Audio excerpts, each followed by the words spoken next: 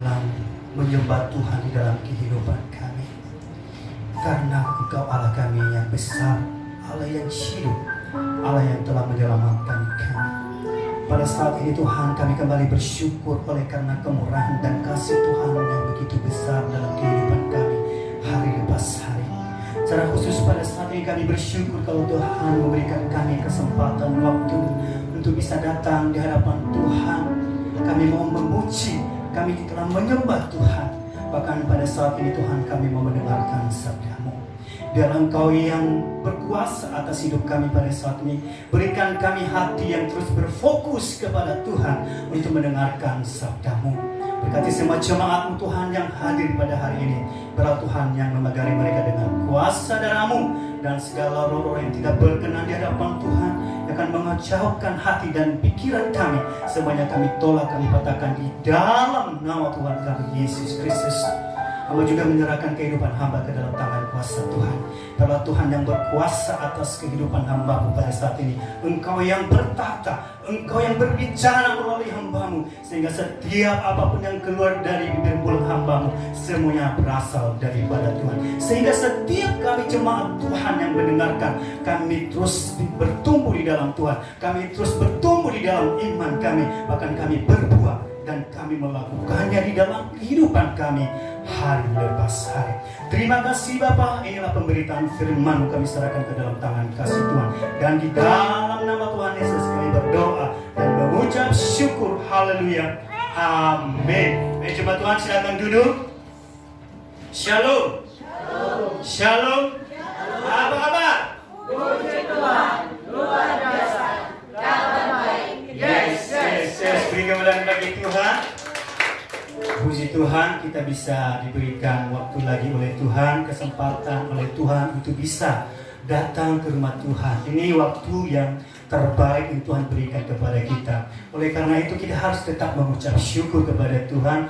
Apapun yang kita alami pada saat ini, apapun yang kita hadapi pada saat ini, kita harus tetap mengucap syukur. Kesehatan, kekuatan yang Tuhan berikan kepada kita, itu anugerah yang luar biasa.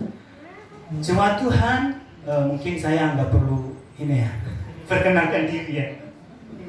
Saya bersyukur kalau Tuhan memberikan kesempatan kepada saya melalui Pak Gembala di tempat ini, mempercayakan untuk menyampaikan firman Tuhan pada saat ini. Ini satu anugerah yang Tuhan berikan kepada saya secara khusus ya. Saya tidak pernah berpikir juga, tetapi saya pernah berdoa kepada Tuhan ketika saya sedang dalam satu penyakit yang luar biasa. Berapa bulan saya sakit, dan saya pernah berkata kepada Tuhan, Tuhan, bila Tuhan Engkau menyembuhkan saya, maka biar Engkau pakai saya untuk menjadi pelayan. Tapi saya tidak sampai pada pemikiran bahwa saya akan berkhotbah. Hanya saya mau melayani Tuhan dengan cara apapun. Tetapi Tuhan punya cara yang luar biasa untuk membawa kita lebih tinggi. Dan pada saat ini kita bersyukur kita punya tema-tema yang luar biasa yang Tuhan berikan kepada kita melalui Pak Gembala di tempat ini. Di mana tema pada bulan ini adalah hidup yang berpusat kepada Kristus. Artinya hidup yang fokus hanya kepada Kristus. Artinya kita satu tujuan ada satu tujuan yang harus kita capai. Ketika kita punya planning, ketika kita punya sesuatu yang kita harus lakukan, baik itu di dalam pekerjaan kita, di dalam usaha kita, maka kita ada planning dan kita harus fokus dengan apa yang kita rencanakan itu. Kalau kita lihat bulan-bulan kemarin, tema-tema yang diberikan kepada kita adalah kita diberikan tema dengan kuasa, pujian dan penyembahan, dan bulan kemarin kuasa doa. Dan semuanya itu berpusat hanya kepada Tuhan. Ketika kita memuji Tuhan, ketika kita menyembah Tuhan, maka fokusnya adalah Kristus, bukan diri kita. Ketika kita juga berdoa, walaupun kita berdoa untuk keperluan kita, Tetapi kita harus berdoa sesuai dengan kehendak Tuhan di dalam kehidupan kita. Sebelum kita lebih jauh untuk mendengar firman Tuhan pada hari ini, mari kita buka Alkitab kita, ya, yang kita ambil dari Amsal. Amsalnya yang ketiga, ya, ayatnya yang ke-5 sampai dengan ke-8. Ya. Amsal 3 ayatnya yang ke-5 sampai ke-8. Nah, kalau belum dapat boleh dilihat di layar monitor. Dan karena itu ini cuma 3 ayat, maka kita akan baca bersama-sama, ya. Amsal 3 ayat yang ke-5 sampai ke-8. 1, 2, 3. Percayalah kepada Tuhan dengan segenap hatimu dan janganlah bersandar kepada pengertianmu sendiri. Apabila Dia dalam segala lakumu, maka Ia akan meluruskan jalanmu. Janganlah engkau menganggap dirimu, takutlah akan Tuhan dan jauhilah kejahatan. Itulah yang akan menyembuhkan tubuhmu dan menyegarkan tulang-tulang. Amin untuk firman Tuhan. Firman Tuhan yang kita baca pada hari ini mengatakan kepada kita, percayalah kepada Tuhan dengan segenap hatimu, dengan seluruh kehidupan kita. Artinya Tuhan menyatakan kepada kita, kita harus percaya dengan sepenuh hati, tidak boleh setengah-setengah.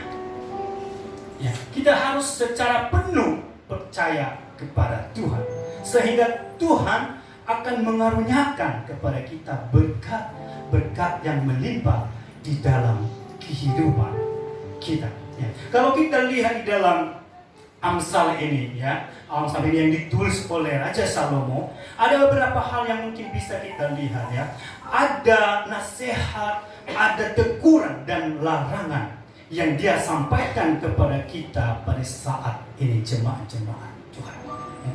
Di mana di dalam Amsal 5 ayat 3 ini, ya, berisi nasihat dan larangan.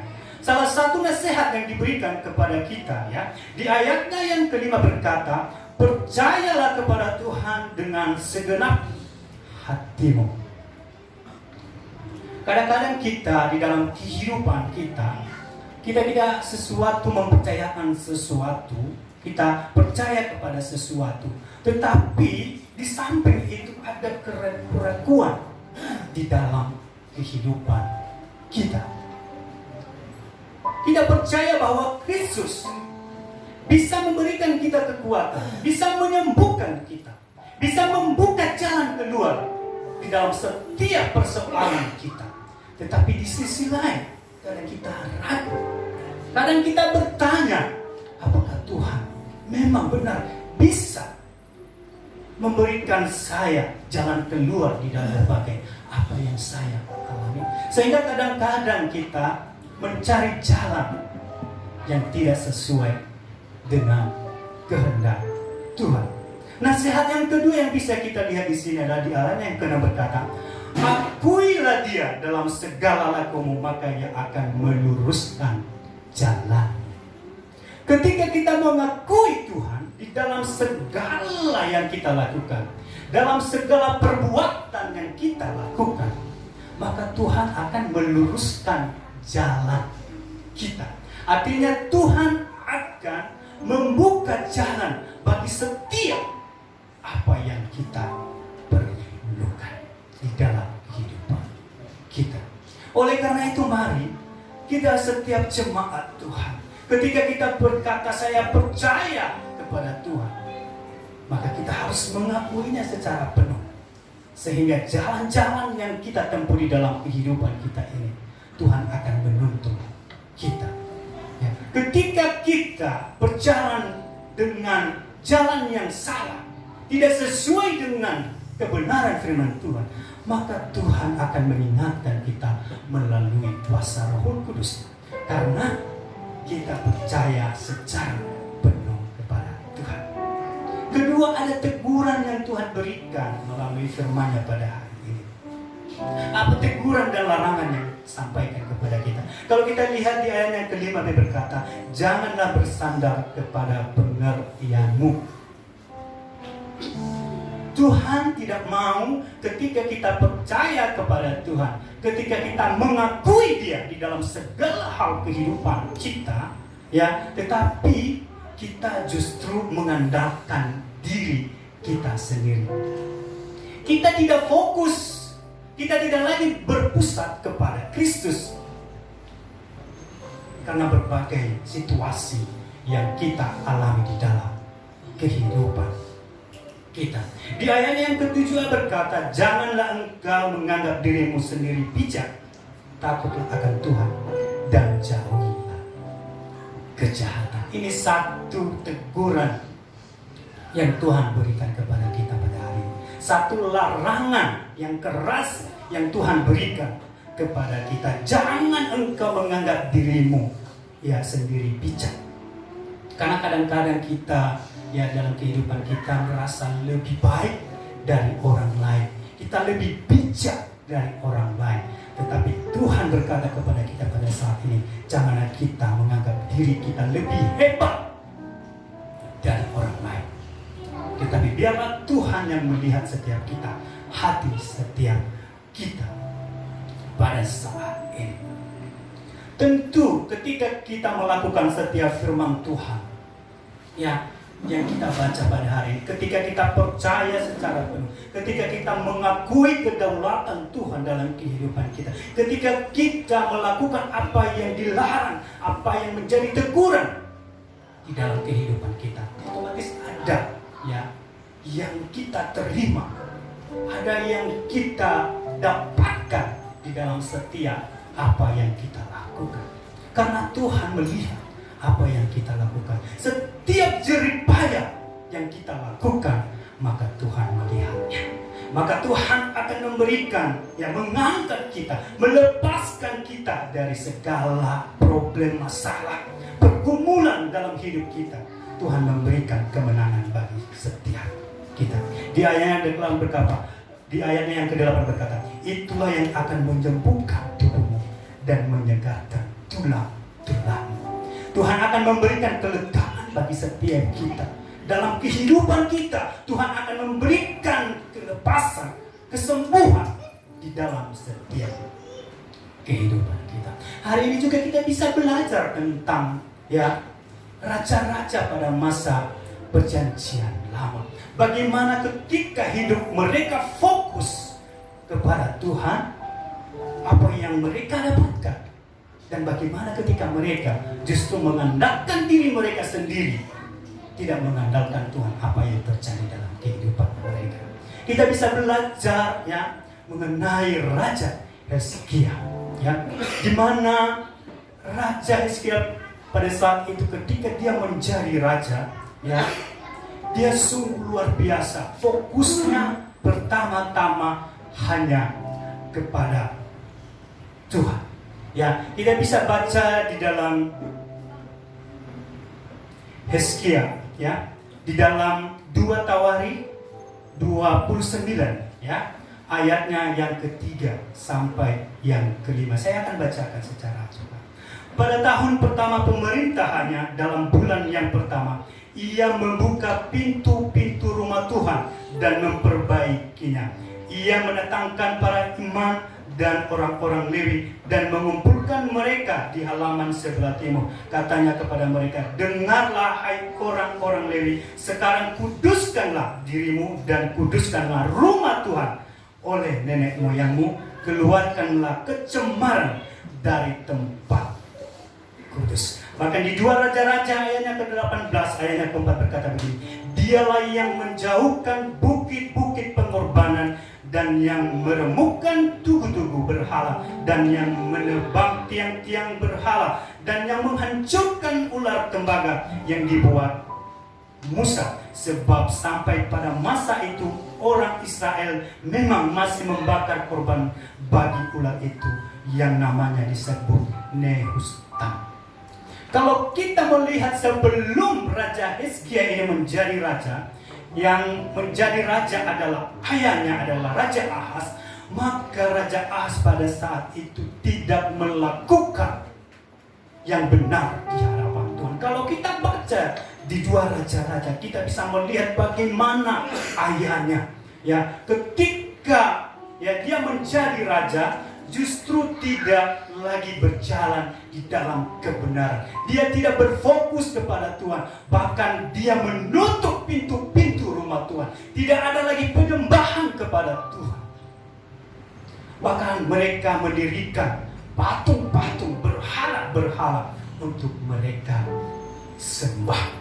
Tetapi mari kita lihat bagaimana Raja Hizkia ini ketika dipilih Tuhan menjadi raja. Lalu kita baca ya di dua Tawari, riwayat Raja Hizkia ini adalah dia di umur 25 tahun sudah menjadi raja, dan dia berkuasa memimpin menjadi raja selama 29 tahun. Kadang-kadang kita ketika kita mendapatkan sesuatu jabatan di dalam kehidupan kita, atau mungkin kenaikan jabatan atau berkat yang Tuhan berikan kepada kita, kadang-kadang fokus kita sudah mulai bergeser. Ketika kita tadi belum mendapatkan sesuatu, ya, dengan rendah hati kita datang di hadapan Tuhan. Kita berdoa kepada Tuhan agar Tuhan memulihkan setiap kita, akan Tuhan supaya membuka jalan bagi setiap kita.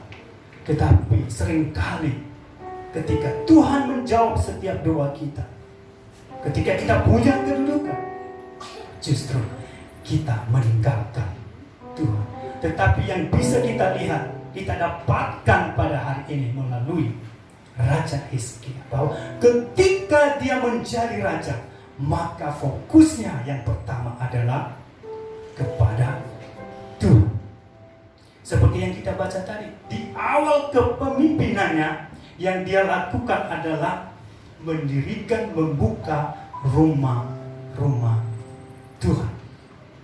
Dia mengajak lagi seluruh bangsa Israel untuk datang menyembah Tuhan. Karena pada saat itu sebelum dia menjadi raja, bangsa Israel sungguh tidak menyembah Tuhan lagi.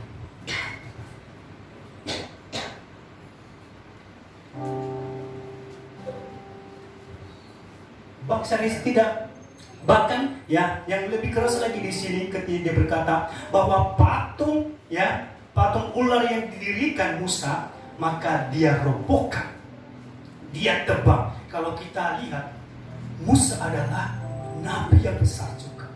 Ketika dia mendirikan, kenapa waktu itu Musa mendirikan? Karena banyak hal yang terjadi kepada bangsa Israel, sehingga setiap orang yang datang melihat menjamah ular itu, maka mereka sembuh. Tetapi pada dasarnya setelah itu, justru mereka hanya fokus kepada patung ular itu. Mereka tidak fokus, tidak mengerti bahwa patung itu didirikan oleh karena Tuhan menyuruh Musa mendirikannya. Tetapi mereka justru hanya menyembah itu. Mereka tidak lagi menyembah Tuhan yang melakukan itu, yang menyuruh itu. Jadi itulah yang terjadi kepada bangsa Israel. Sehingga kita bisa melihat bagaimana Raja Hizkia yang melakukan yang terbaik, fokus kepada Tuhan. Sehingga setiap kita orang yang fokus kepada Tuhan, maka Tuhan akan memakai kita untuk melakukan perubahan atau transformasi rohani atau iman kita. Hizkia merubah pola pikir bangsa Israel pada saat itu. Dia mengembalikan kembali bangsa Israel untuk menyembah Tuhan, untuk tidak menyembah berhala-berhala lagi. Oleh karena itu, setiap kita jemaat Tuhan pada hari ini, mari Tuhan mau memakai kita untuk mencari transformasi di dalam kerohanian kita, di dalam iman kita, terlebih dalam diri kita sendiri. Kita memulai dari diri kita sendiri, baru kita akan membawa di dalam keluarga kita, di dalam lingkungan kita. Banyak hal-hal yang menjadi berhala di dalam kehidupan kita pada saat-saat ini, sehingga kita tidak fokus lagi di hadapan Tuhan. Ya. Kita tidak lagi berpusat kepada Kristus. Oleh karena berhala-berhala yang kita miliki pada saat ini. Mungkin kita tidak membuat patung di dalam rumah kita, tetapi ada berhala-berhala yang kita agungkan, sehingga kita mengesampingkan untuk berdoa kepada Tuhan. Kita mengesampingkan untuk memuji, memuliakan nama Tuhan, mendirikan mezbah di dalam kehidupan pribadi kita, bahkan di dalam kehidupan keluarga kita. Gadget salah satunya itu bisa menjadi berhala dalam kehidupan kita. Ketika kita hanya fokus kepada kita, ketika kita melihat ke muka, kita lupa waktu. Ketika malam hari, ya, kita mau istirahat. Ketika kita sudah membuka gadget kita, HP kita, kadang-kadang kita lupa, jadi ketiduran. Lupa berdoa jadinya kepada Tuhan. Lupa mengucap syukur kepada Tuhan. Oleh karena itu mari, hal-hal seperti itu mari kita singkirkan di dalam kehidupan kita pada saat ini. Bukan patung yang kita dirikan. Banyak hal-hal yang dipakai oleh iblis untuk menjauhkan kita kepada Tuhan, untuk menjauhkan kita supaya kita tidak berpusat lagi kepada Tuhan, tetapi kita berpusat dengan harta yang kita miliki. Kesibukan yang kita dapatkan karena berkat yang Tuhan berikan kepada kita, kadang-kadang menjauhkan hidup kita untuk berpusat kepada Tuhan. Sudah banyak job yang diberikan kepada kita, usaha kita sudah berkembang, pekerjaan kita sudah berjalan dengan baik, sehingga kadang-kadang kita lupa untuk bersyukur kepada Tuhan. Hari ini Tuhan mau mengatakan kepada kita, Tuhan mau memakai setiap kita untuk menjadi alat perubahan, transformasi di dalam kerohanian kita. Jangan kita mungkin yang masih muda-muda pada saat ini, banyak yang masih muda ya, mungkin bisa berkata saya masih muda. Tetapi kalau kita lihat usia Raja Hizkia ketika dia menjadi raja, baru 25 tahun. Baru 25 tahun. Artinya jangan merasa diri kita karena kita masih muda, kita tidak mau melakukan hal yang benar di hadapan Tuhan. Kita tidak bisa membawa diri kita atau keluarga kita untuk lebih dekat kepada Tuhan. Mari kita pergunakan waktu ini sekarang. Kita pergunakan momen yang Tuhan berikan ini kepada kita pada saat ini untuk menjadi transformasi rohani iman kita di hadapan Tuhan. Mari kita bentuk persekutuan lagi dalam kehidupan kita pribadi, di dalam keluarga kita. Kalau selama ini kita bangun tidak pernah bersyukur kepada Tuhan, selama ini kita beristirahat, mau tidur tidak pernah bersyukur kepada Tuhan, mari pada saat ini Tuhan mengingatkan setiap kita untuk menjadi perubahan transformasi di dalam kehidupan kerohanian kita secara pribadi dan terlebih-lebih di dalam keluarga kita. Jangan menganggap diri kita masih muda, ya, tetapi Tuhan memakai setiap kita pada saat ini. Kita mulai renungkan firman Tuhan. Bagaimana kita menjadi berkat di dalam kehidupan kita kalau kita tidak pernah merenungkan kebenaran firman Tuhan. Itulah yang Tuhan inginkan di dalam kehidupan kita. Bagaimana lagi ketika kita fokus berpusat kepada Tuhan, kita akan menjadi orang yang diberkati oleh Tuhan. Kita akan menjadi orang yang berhasil, orang yang menang di dalam kehidupan kita. Kalau kita lihat, nanti mungkin jemaat Tuhan bisa membaca riwayat yang ada di 2 Raja-Raja, ada di 2 Tawarikh, ya, tentang Raja Hizkia ini. Bagaimana penyertaan Tuhan kepada Raja Hizkia ini. Bahkan di dalam peperangan yang terjadi, maka Tuhan memberikan kemenangan kepada dia. Kenapa bisa dia menang? Kenapa dia bisa berhasil? Kenapa dia bisa diberkati? Karena dia fokus kepada Tuhan. Ya. Dia mendahulukan Tuhan terlebih dahulu ketika dia menjadi raja. Oleh karena itu mari kita berpusat kepada Tuhan. Apapun yang kita lakukan setiap hari, mari kita dahulukan Tuhan di dalam kehidupan kita. Mari kita bersyukur kepada Tuhan. Ketika kita mau pergi kemana, berdoa kepada Tuhan. Itu artinya kita mendahulukan Tuhan dalam kehidupan kita. Mengandalkan Tuhan, berpusat kepada Tuhan. Kita berarti menyadari bahwa kita tidak punya apa-apa. Kita tidak bisa berbuat apa-apa ketika kita berdoa terlebih dahulu, ketika kita melakukan aktivitas kita, pekerjaan kita, usaha kita, pelayanan kita. Artinya kita merendahkan diri di hadapan Tuhan. Di 2 Raja-Raja 18 ayatnya ke-6 sampai 7 berkata begini. Ia terpaut kepada Tuhan, tidak menyimpang daripada mengikuti Dia, dan ia berpegang pada perintah-perintah Tuhan yang telah diperintahkannya kepada Musa. Maka Tuhan menyertai dia kemanapun juga ia pergi berperang. Ia beruntung. Ketika dia mengikuti perintah-perintah Tuhan, ketika dia berfokus kepada Tuhan, maka Tuhan menyertai kehidupannya kemanapun ia pergi. Bahkan ketika dia berperang, ya, ketika Raja Asyur, ya, sudah mengepung bangsa, Tuhan melepaskan, memberikan kemenangan. Kenapa? Dia bawa ke dalam tangan kasih Tuhan. Ya. Dia tahu ada Tuhan yang beserta dengan dia. Ketika Raja Asyur sudah mengatakan bahwa mereka sudah mengepung dan berkata kepada bangsa Israel, janganlah kalian percaya kepada Allah kalian itu, karena tidak ada satupun bangsa yang lepas dari tanganku.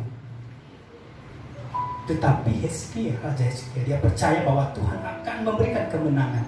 Dia tidak datang kepada raja-raja yang lain, tetapi dia datang kepada Tuhan. Dia berlutut kepada Tuhan, berdoa kepada Tuhan, menyerahkan kepada Tuhan, sehingga Tuhan memberikan kemenangan bagi Raja Hizkia. Jadi ketika hidup kita berfokus, berpusat dan mengandalkan Tuhan, pertama tadi, Tuhan akan memakai kita untuk melakukan perubahan, untuk melakukan transformasi rohani atau iman kita.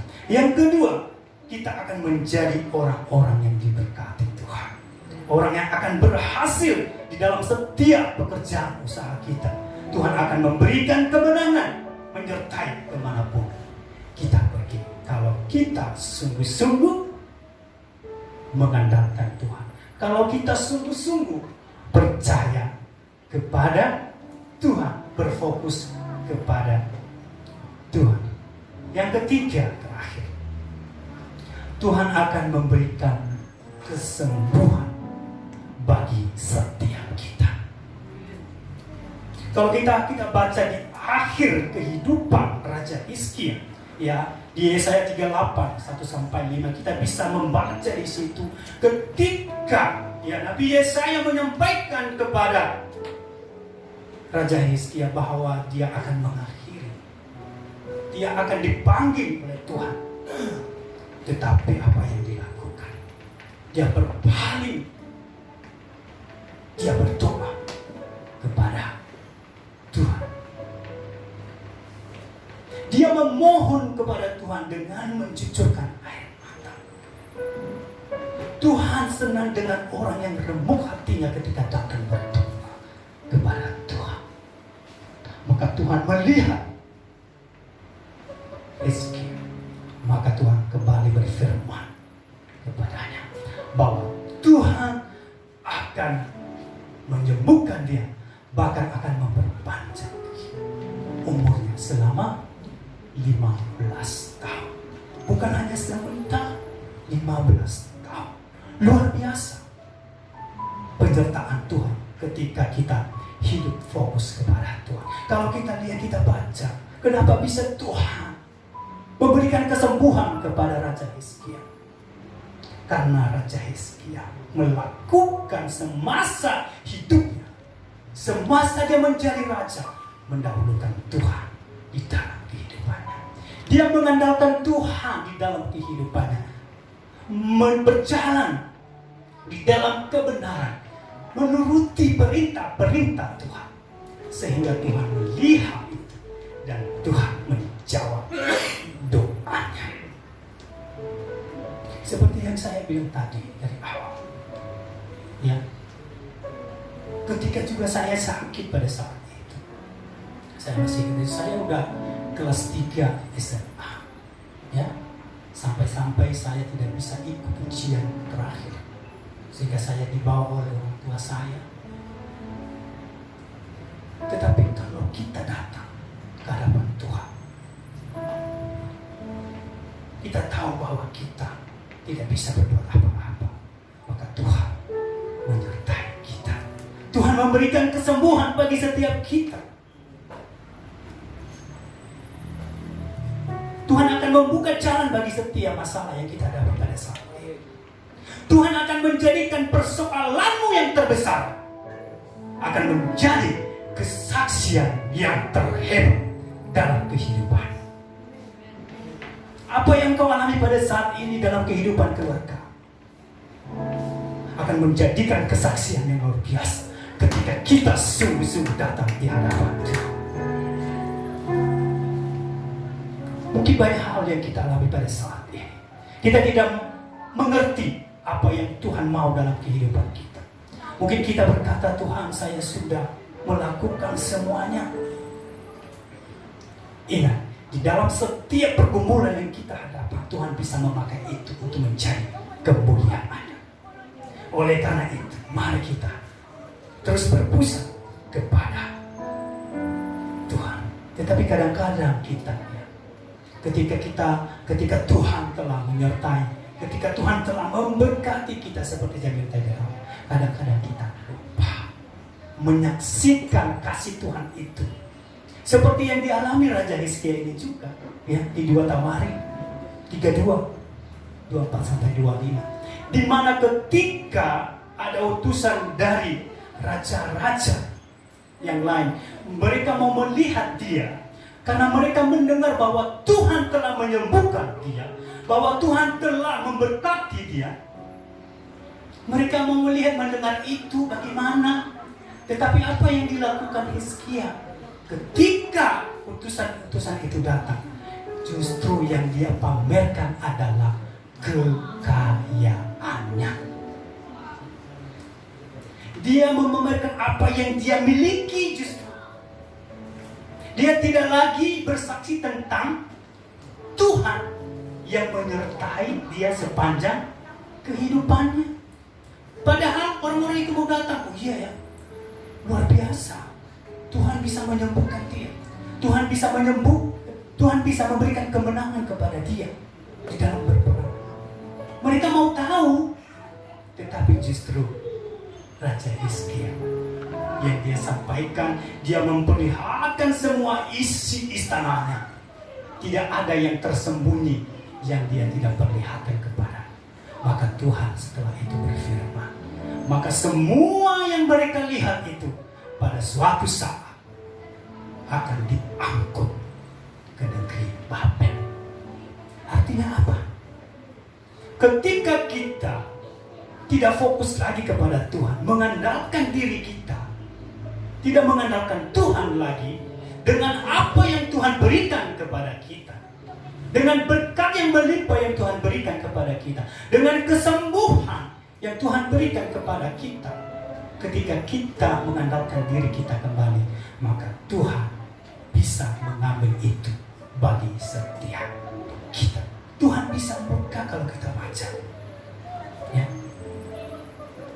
Tetapi Raja Hizkia pada saat itu menyadari kesalahannya, sehingga dia berdoa sehingga Tuhan tidak melakukan apa yang dia katakan itu pada masa Hizkia. Tetapi kalau kita lihat setelah dia, ya setelah berganti raja, yaitu Raja Manase, maka disitulah terjadi semua yang Tuhan firmankan itu. Diambil semuanya. Artinya walaupun mungkin pada saat ini kita berkata, oh tidak ada efek kok yang saya lakukan pada saat ini, yang tidak sesuai dengan kebenaran firman Tuhan ini, tidak ada efeknya kok sekarang. Memang pada saat itu mungkin tidak ada efeknya bagi kita. Tetapi untuk ke depan, maka pasti kita akan menerima. Apa yang kita tabur, maka itu yang kita tuai. Kalau engkau tabur yang benar, maka Tuhan, engkau akan menerima yang baik. Kalau engkau menabur yang jahat, maka engkau akan menerima yang tidak baik. Artinya apa yang kita lakukan pada masa kehidupan kita, dan setelah itu semuanya nyambung, tidak ada yang lepas dari penyertaan Tuhan. Ketika kita hidup berpusat di hadapan Tuhan, maka Tuhan akan menuntun kita. Ketika kita keluar jalur mengandalkan diri kita sendiri, maka Tuhan juga tidak akan menyertai kita. Ada konsekuensi yang kita terima. Oleh karena itu jangan berpikir ketika kita melakukan sesuatu yang tidak baik dan kita tidak menerima ya ganjaran pada saat itu, kita sudah selesai. Enggak. Kalau kita tidak cepat bertobat, berbalik kepada Tuhan kembali, maka kita tidak akan menikmati kasih Tuhan lagi di dalam kehidupan kita. Jadi pada hari ini ya, ada 3 hal yang bisa kita pelajari tentang Raja Hizkia. Ketika kita fokus, ketika kita berpusat kepada Tuhan, sekali lagi Tuhan akan memakai kita untuk melakukan perubahan, transformasi di dalam kerohanian kita atau iman kita. Kedua, kita akan menjadi orang yang diberkati. Tuhan akan berhasil dan akan mendapatkan kemenangan di dalam setiap langkah-langkah. Ketiga, Tuhan akan memberikan kesembuhan bagi setiap kita. Sekali lagi jemaat Tuhan, ya, persoalan yang terbesar yang engkau alami pada saat ini akan menjadi kesaksian yang terbesar dalam kehidupanmu ketika kita berfokus kepada Tuhan. Amin. Untuk firman Tuhan, mari kita angkat satu pujian. Ku ingin selalu